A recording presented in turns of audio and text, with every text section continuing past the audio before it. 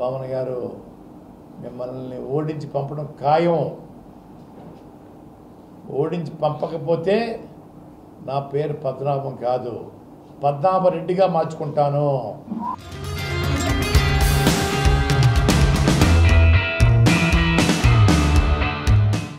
కాపు ఉద్యమ నేత వైఎస్ఆర్సీపీ సీనియర్ నాయకుడు ముద్రగడ పద్మనాభం తన వాగ్దానాన్ని నిలబెట్టుకున్నారు.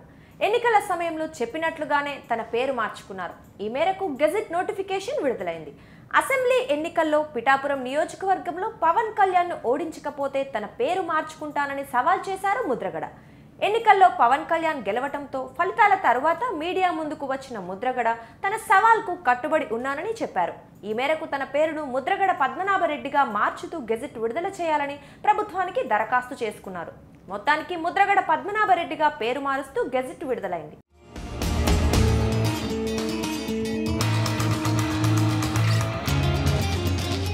ముద్రగడ పద్మనాభం ఆంధ్రప్రదేశ్ ఎన్నికలకు ముందు జనసేన పార్టీలో చేరేందుకు సిద్ధమయ్యారు.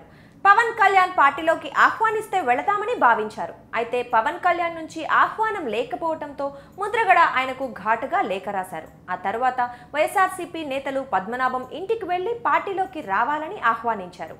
ముద్రగడ పద్మనాభం మార్చి 27న కుమారుడితో కలిసి వైఎస్ఆర్సీపీలో చేరారు.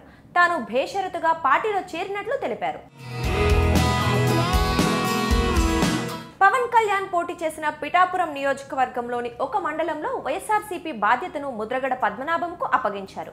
అదే సమయంలో ముద్రగడ పద్మనాభం కుమార్తె క్రాంతి తండ్రితో విభేదించారు. కొన్ని వీడియోలను విడుదల చేశారు. తండ్రి తీరుపై ఆగ్రహం వ్యక్తం చేశారు. ఈ పరిణామాలతో పవన్ కళ్యాణ్ తన కుటుంబంలో చిచ్చు పెట్టారని ముద్రగడ ఆరోపించారు.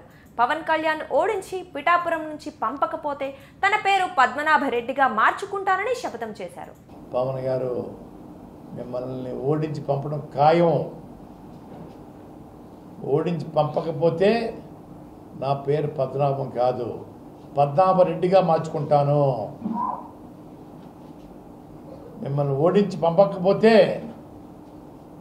పద్మనాభం కాదు, నా పేరు పద్మనాభరెడ్డిగా మార్చుకుంటాను. మేము మీకు ఓటేసేయడానికి మీకు సేవకులమా, మీ బానిసలమా? మేము ఓటేసేయడానికి మీ అందరూ అమ్ముడు అయిపోయి జాత మీకున్న జబ్బుని మాకు కట్టారా? మా ప్రజలకి పద్ధతులు మార్చుకుని, సమస్యలు తెలుసుకుని, ఎవరేంటో తెలుసుకుని మాట్లాడడం నేర్చుకోండి. మీ నోటికి ఏదో వస్తే అది మాట్లాడేయకండి. ఎన్నికల ఫలితాల తర్వాత ముద్రగడ పేరు మార్చుకోవడంపై సోషల్ మీడియాలో ట్రోలింగ్స్ నడిచాయి. దీంతో ఆయన ప్రెస్ మీట్ పెట్టి మరీ తన పేరును మార్చుకునే పనిలో ఉన్నానని దరఖాస్తు చేసుకున్నట్లు చెప్పారు. ఇప్పుడు చెప్పినట్లుగానే ఆయన పేరును ముద్రగడ పద్మనాభరెడ్డిగా మార్చారు. ఈ మేరకు ఆంధ్రప్రదేశ్ ప్రభుత్వం గెజెట్ నోటిఫికేషన్ జారీ చేసింది.